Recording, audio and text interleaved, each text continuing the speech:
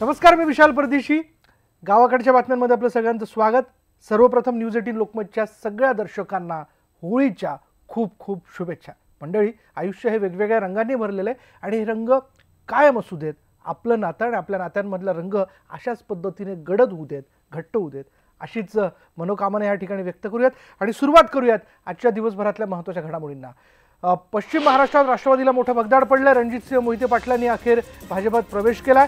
शरद पवारांनी माढ्यातून माघार घेतल्यानंतर मोहिते पाटील कुटुंबाला उमेदवारी अपेक्षित होती. मात्र पवार कुटुंब या उमेदवारीसाठी अनुकूल नसल्यानं अजूनही माढ्याच्या उमेदवारीचा प्रश्न प्रलंबित आहे आणि त्यामुळे नाराज रणजितसिंह मोहिते पाटलांनी अखेर भाजपचा झेंडा हाती घेतला.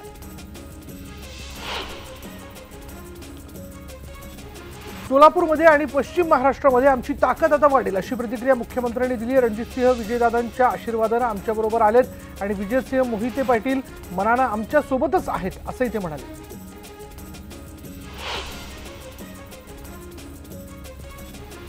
तर पुढचे काही दिवस आम्ही तुम्हाला अशाच गुड न्यूज देणार आहोत असं वक्तव्य गिरीश महाजन यांनी केलं आणि त्यामुळे राजकीय चर्चांना उधाण आलंय.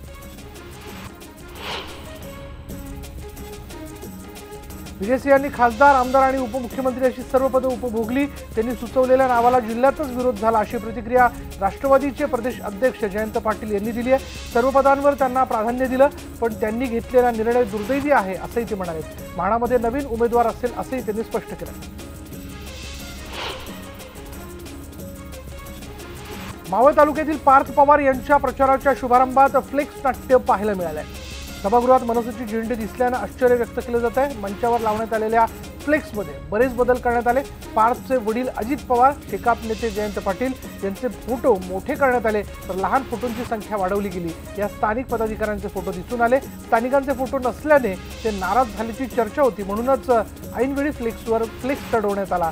दुसरीकडे अद्याप मनसे अध्यक्ष राज ठाकरे यांनी कोणाशी आघाडी अथवा कोणाच्या पक्षाचा प्रचार करणार नाही हे जाहीर केलेलं नाहीये. असं असताना मनसेचे झेंडे या कार्यक्रमात दिसून आले. भाजपच्या मेघना बोर्डीकर यांचं बंड थोपवण्यासाठी आता सेना नेते मैदानात उतरलेत. अर्जुन खोतकर हे बोर्डीकरांची समजूत काढण्यासाठी परभणीत गेले होते. अनिल गोटेंनी शरद पवारांची भेट घेतली. तब्बल 26 वर्षांनी या दोघांमध्ये भेट झाली. तेलगी प्रकरणावरून दोघांमध्ये वितुष्ट होतं.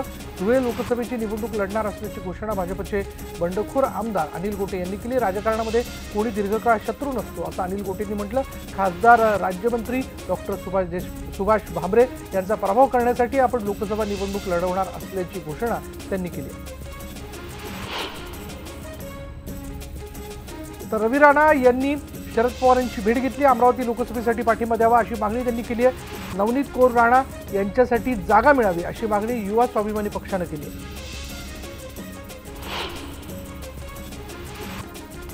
अमरावती लोकसभा मतदारसंघातून नवनीत राणा निवडणुकीच्या रिंगणात उतरणार असल्याचं जवळपास निश्चित झालंय.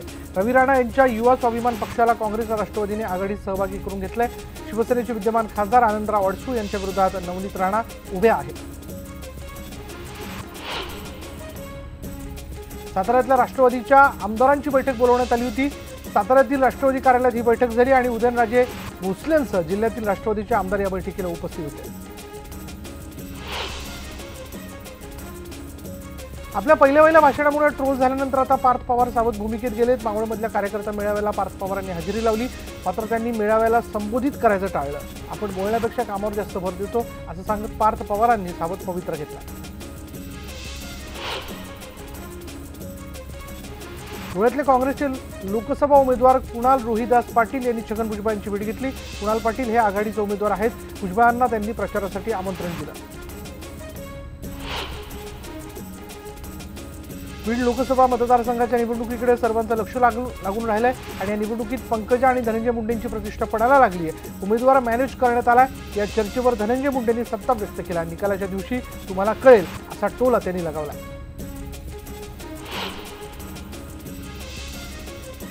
राष्ट्रवादी काँग्रेसचा नगरचा तिढा सुटला. संग्राम जगताप एनसीपीचे नगरचे लोकसभा उमेदवार असणार आहेत. संग्राम जगताप हे शिवाजीराव कर्डिले यांचे जावई आहेत.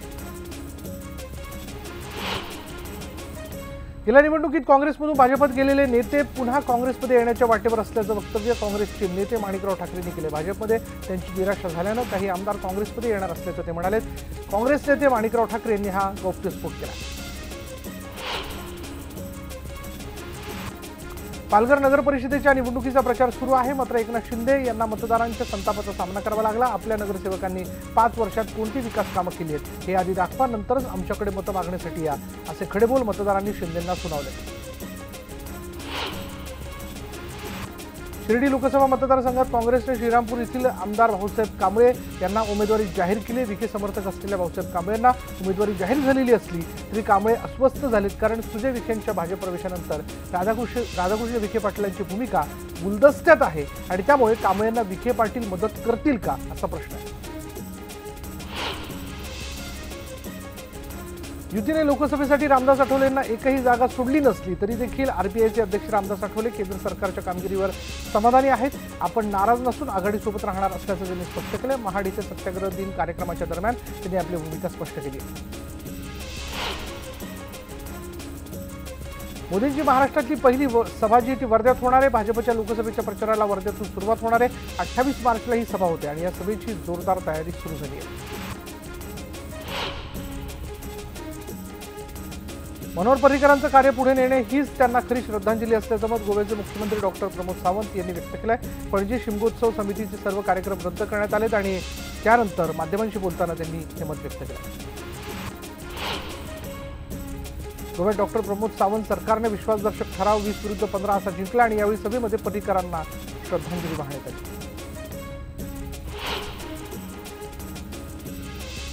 बारामतीमध्ये भाजप आणि सेनेच्या नावाने बोंबाबोंब करत होळीचा सण शेतकऱ्यांनी साजरा केला। होळी पेटून 2 कोटी नोकऱ्या न देणाऱ्या, शेतकऱ्यांना कर्जमाफी न देणाऱ्या, नोटबंदी करणाऱ्या सरकारच्या नावाने असं म्हणत होळीच्या बाजूने बोंबाबोंब करत भाजप आणि सेनेचा निषेध करण्यात आला। औरंगाबादमध्ये गोदावरी पाटबंधारे विभागाच्या कार्यालयावर स्वाभिमानी शेतकरी संघटनेच्या वतीने धरणे आंदोलन सुरू करण्यात आलंय। गेल्या 2 दिवसांपासून शेतकऱ्यांनी हे आंदोलन सुरू केलंय। मंगरूळ बंधाऱ्यात जायकवाडीपासून पाणी सोडण्यात यावं या मागणीसाठी हे आंदोलन करण्यात आलं आहे। यवतमाळ जिल्ह्यातील चिखलगव्हाण इथे 19 मार्च 1986 ला राज्यातील पहिली शेतकरी आत्महत्येची घटना घडली होती। त्यानंतर आज ताग्यात शेतकऱ्यांच्या आत्महत्येचं सत्र सुरूच आहे। याच्या निषेधार्थ शेतकरी संघटनेच्या वतीने नागपुरात 1 दिवसीय अन्नत्याग आंदोलन करण्यात आलं। परभणीत निवडणुकीच्या धामधुमीत पशुवैद्यकीय महाविद्यालयाच्या विद्यार्थ्यांच्या आंदोलनाकडे सरकारचं दुर्लक्ष होतं आणि आज 9व्या दिवशीही हे महाविद्यालय पूर्णपणे बंद ठेवण्यात आलं। आज सरकारचा निषेध म्हणून विद्यार्थ्यांनी मुंडन आंदोलन करत अंत्यविधीही करण्यात आला आणि यावेळी महाविद्यालयाच्या परिसरातून प्रतिकात्मक पुतळ्याची अंत्ययात्रा काढण्यात आली। धुळ्यात महापालिकेच्या आरोग्य विभाग रुग्णांना मुदत संपलेली औषधं देऊन रुग्णांच्या जीवाशी खेळ करत असल्याचा धक्कादायक प्रकार घडलेला आहे। दवाखान्यात मुदत संपलेली औषधं दिली जात असतानाही महापालिकेचा वैद्यकीय विभाग मात्र कोणतीही तक्रार आली नसल्याचं सांगून मोकळं झालं। हिंगोलीमध्ये कारचा विमा घेण्यासाठी कार चोरीचा बनाव रचल्याचा प्रकार घडला आणि या प्रकरणी कार मालक मनोज राठोड याच्या विरोधात कळमनुरी पोलिसात गुन्हा दाखल करण्यात आला। मालेगावच्या सामान्य रुग्णालयातून रुग्णाला घेऊन जाणाऱ्या रुग्णवाहिकेत ऑक्सिजन सिलेंडरचे 2 स्फोट झालेत। रुग्णवाहिकेच्या चालकाने प्रसंगावधान दाखवून रुग्णाला आणि त्याच्या नातेवाईकांना वेळीच बाहेर काढलं, त्यामुळे मोठा अनर्थ टळला।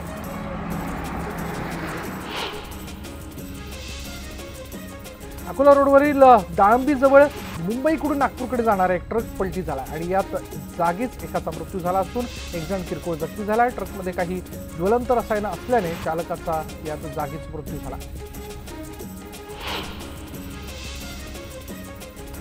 अकोल्यातून कारंजाकडे जाणाऱ्या एसटी बसचं स्टेअरिंग रॉड तुटल्याने बस रस्त्याच्या बाजूला असलेल्या नाल्यात जाऊन अडकली। या सुदैवाने कोणतीही जीवितहानी झाली नसून यात काही प्रवासी किरकोळ जखमी झाले। शेगावमधील पळसखेड बस स्थानकाजवळील खुल्या जागेत असलेल्या लाकडाच्या गंजीला आग लावून त्यात एका इसमाने उडी घेऊन आत्महत्या केली। बुधवारी दुपारच्या सुमारास ही घटना घडली आहे आणि त्यामुळे शेगाव परिसरात खळबळ उडाली। समोरून येणाऱ्या वाहनाला कट मारण्याच्या नादात ट्रक हॉटेलमध्ये शिरल्याची घटना येवल्यात घडली आहे। पुणे इंदूर मार्गावर ही दुर्घटना घडली। सुदैवाने ट्रक हॉटेलमध्ये शिरला तेव्हा ग्राहक नव्हते आणि या अपघातात हॉटेलचं मोठं नुकसान झालं आहे। पोलिसांनी ट्रक चालकाला ताब्यात घेतलं। रत्नागिरीतील खेडमधील तिसंगी गावामध्ये जंगल परिसरात खेड पोलिसांनी गावठी दारूच्या हातभट्टीवर धाड टाकली आणि या कारवाईत पोलिसांनी तब्बल 1,74,700 रुपयांचा मुद्देमाल आणि 6,000 लिटर दारूचं रसायन नष्ट केलंय आणि या प्रकरणी 3 जणांवर दारूबंदी कायद्याअंतर्गत गुन्हा दाखल करण्यात आला। मराठवाड्यात पाणी टंचाईच्या झळा सुरू झालेल्या आहेत। अजंठाजवळील प्रतापूर येथील संतप्त महिलांनी ग्रामपंचायत कार्यालयावर हल्लाबोल केला। महिलांनी वारंवार तक्रार करूनही ग्रामपंचायत उपाययोजना करत नसल्याने संतापलेल्या महिलांनी ग्रामपंचायतीवरच हल्लाबोल केला। संतप्त महिलांनी कार्यालयातील फर्निचर कार्यालयाबाहेर आणून फेकून दिले। जळगावमध्ये बाजारपेठेत कापसाची आवक कमी झाल्याने गेल्या 3 महिन्यात कापसाच्या भावामध्ये 500 रुपयांनी वाढ झाली। सध्याच्या स्थितीला प्रति क्विंटल 5,900 रुपयांपर्यंत दर कापसाला मिळतोय।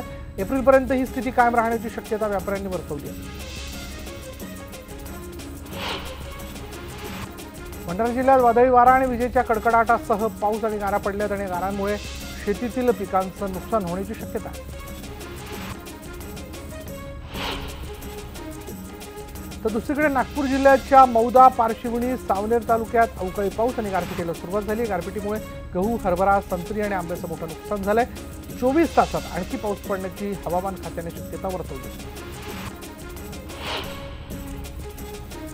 हिंगोलीतील कळमनुरी इथल्या उमरा फाटा इथे 26 लाख रुपये पथकाने जप्त केलेत। इंडिका कारमधून ही रक्कम जप्त करण्यात आली आणि ही कार कळमनुरीकडून हिंगोलीच्या दिशेने जात असताना ही कारवाई करण्यात आली। या प्रकरणी अधिक तपास सुरू आहे।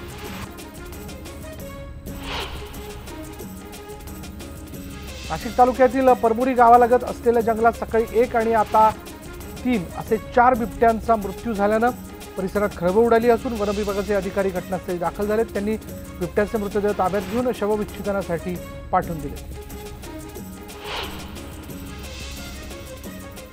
रत्नागिरीतील खेडमधील जामगे गावात शिवसेना नेते रामदास कदम यांच्या प्रयत्नातून उभारण्यात येत असलेल्या शिवसृष्टीचं लवकरच उद्घाटन करण्यात येणार आहे। शिमगोत्सवाच्या पार्श्वभूमीवर या शिवसृष्टीचे देखावे पाहण्यासाठी आत्तापासूनच जिल्हाभरातून पर्यटकांची गर्दी होते आणि या देखाव्याचं उद्घाटन झाल्यानंतर ते पर्यटकांचं आकर्षण बिंदू ठरेल असं रामदास कदम यांनी सांगितलं। आजकाल लग्नासाठी वेगवेगळ्या प्रकारची महागडी उच्च दर्जाची पत्रिका छापण्याकडे सर्वांचा कल असतो, परंतु वाशिममधील रिसोडमध्ये वाघमारे कुटुंबियांनी या पर्यावरणपूरक पत्रिका तयार केलेल्या आहेत। या कुटुंबियांनी पत्रिकेमध्ये तुळस आणि झेंडूच्या रोपांच्या बिया टाकल्यात, जेणेकरून या लग्नानंतर या पत्रिकांमधून 10 ते 15 रोपं तयार होणार आहेत। कोकणात शिमगोत्सवाची धूम पाहायला मिळते। रत्नागिरीचं ग्रामदैवत असलेल्या बहिरीच्या मंदिरात बिऱ्या तसंच टेंबे गावातील ग्रामदैवताच्या पालख्यात निघी झाल्यात आणि यावेळी ढोल ताशांच्या गजरामध्ये पालखी नाचवण्याचा कार्यक्रम मोठ्या जल्लोषात पार पडला।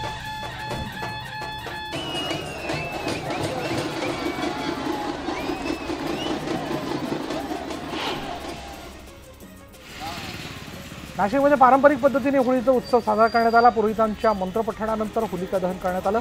एरंडाच्या डहाळीला खोबऱ्याच्या वाट्यांचं तोरण बांधून होळी सजवण्यात आली।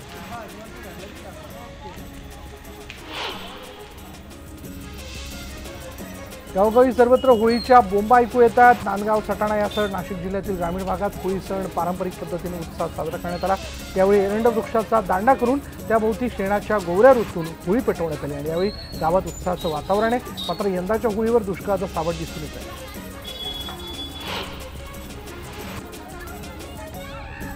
अमरावतीच्या डॉक्टर नरेंद्र भिवापूरकर विद्यालयात अंध विद्यार्थ्यांसोबत इको फ्रेंडली होळी साजरी करण्यात आली। पाण्याची बचत करून सुक्या-रंगांनी धुळवडीचा रंगोत्सव साजरा करण्यात आला आणि यावेळी सामाजिक बांधिलकी जोपासत मिठाईचं वाटप करून मोठ्या धूमधडाक्यात होळी साजरी करण्यात आली। विठ्ठल रुक्मिणी मंदिर समितीने नामदेव पायरी येथे पारंपरिक पद्धतीने होलिकोत्सव साजरा केला। रंगपंचमी ते या ठिकाणी जर आपण लक्षात घेतलं तर वसंत पंचमी ते रंगपंचमी अशी विठ्ठलाचा रंगोत्सव या ठिकाणी साजरा केला जातो। विठ्ठल मंदिराच्या होलिका उत्सवाला पंढरपुरातील भाविक मोठ्या संख्येने हजेरी लावतात।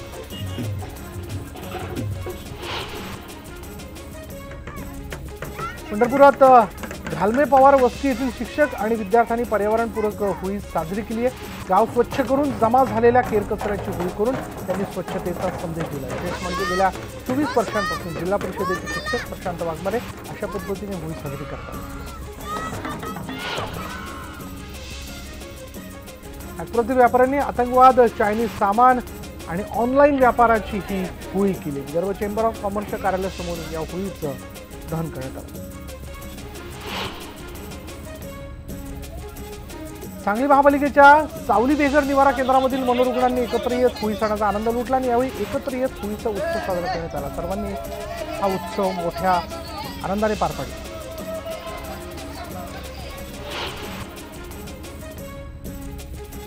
जळगावात चेतना व्यसनमुक्ती केंद्र आणि रोटरी क्लबच्या संयुक्त विद्यमाने व्यसनमुक्ती शपथ घेत व्यसनाची प्रतिकात्मक होळी साजरी करण्यात आली. शाळांमधील विद्यार्थ्यांमध्ये व्यसनविरोधी मानसिकता निर्माण व्हावी यासाठी हे उपक्रम राबवले गेले आणि यावेळी अनेक तज्ज्ञ डॉक्टरांनी उपस्थितांना मार्गदर्शन केले. धुळे शहरातील विद्या विकास प्राथमिक शाळेत व्यसनमुक्त आणि पर्यावरण संवर्धन संदेश देणारी होळी साजरी करण्यात आली आणि या होळीत गुटखा पान मसाल्याच्या पुड्यांचं आणि त्याचबरोबर परिसरातील केर कचऱ्याचं दहन करण्यात आलं. यावेळी विद्यार्थ्यांनी तंबाखूमुक्त शाळा आणि व्यसनमुक्ती संदर्भात जनजागृती करणारे पोस्टर दाखवत संदेश दिला. आदिवासी संस्कृतीत होळीचा सण खूप मोठा मानला जातो. कालपासूनच सातपुड्यात होळीची धूम पाहायला मिळते. आज मध्यरात्री आणि उद्या पहाटे सातपुड्यातील मानाची राजावाडी काठी होळी जी आहे ती पेटवली जाईल.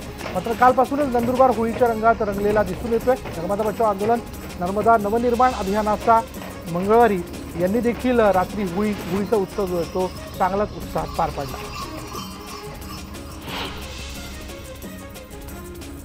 उत्सवामध्ये यंदा निवडणुकीचे पडसाद होळीवरही पडताना दिसत आहेत. यंदा बाजारात होळीसाठी विविध मुखवटे आले असून त्यात पंतप्रधान मोदींच्या मुखवट्याला अधिक मागणी होती.